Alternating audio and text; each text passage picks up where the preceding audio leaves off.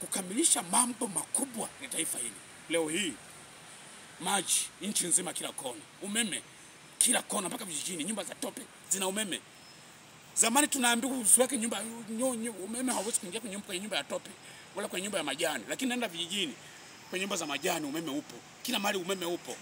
Na ni kuongeza hapo askofu, ndio. Yani unakuta sasa hivi yani kila nchi nzima kuna ujenzi mpya.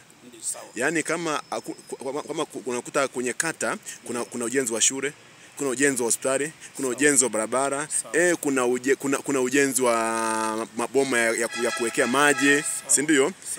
Kuna yani kila kata, kila mkoa, kila wilaya, kila mtaa. Sawa.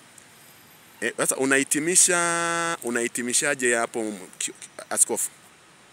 Kwenye kumalizia. Ndio.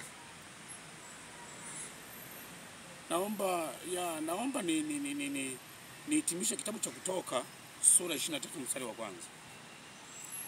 Kutoka sura 23 mstari wa kwanza. Sura 23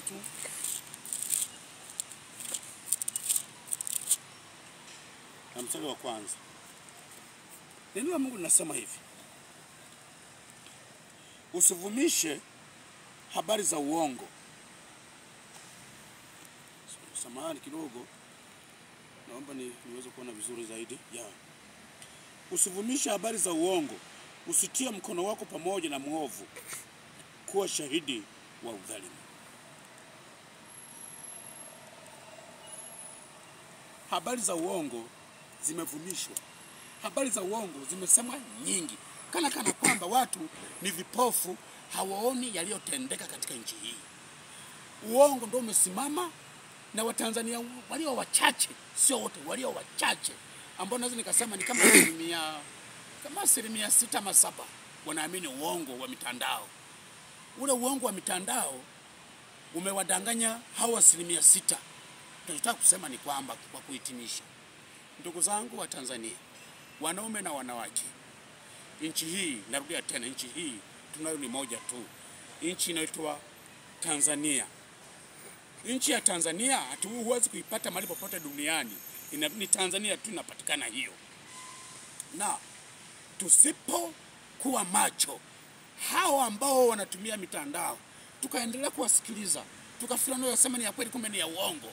Wanavumisha habari za uongo, za fitina, za chuki, ili Watanzania tuone ya kwamba hatutendewi haki. Tutakuja kuiharibu nchi yetu, na hatimaye hatutapata mazingira na namna ya kuweza kuishi maisha yale ambayo tumeyazoea kuishi. Leo hii watoto wetu wanaenda shuleni kwa amani, watoto wanatembea barabarani, wazee, watu wazima, kila mtu yuko huru. Lakini kupitia mitandao, kama tutakuwa wajinga na wapumbavu tukasikiliza mitandao, tutaharibu nchi yetu, hatutakuwa na mahali pa kukimbilia. Kwa hiyo, Watanzania wenzangu, na waomba, acheni habari ya mitandao, ipendeni nchi yenu, acheni habari ya mitandao. Hao watu wa mitandao hawana lolote, hawawezi kusaidia chochote. Lakini la mwisho lingine, nchi hii inalindwa. Niombe tu kama mtumishi wa Mungu na askofu, viongozi wetu ambao wanalinda usalama wa taifa letu, wahakikishe kwamba nchi hii inaendelea kuwa salama. Hawa ambao wako pembeni wasivuke mipaka kuja kutuharibia nchi yetu nzuri ambayo tunaita ni Eden. Tanzania ni Eden. Mungu ametupa rasilimali nyingi, na kila mtu yuko huru kufanya anachoweza kufanya. Mtu anauza chai asubuhi, watoto jioni wanakula, analipa kodi ya nyumba, watoto wanaenda shule.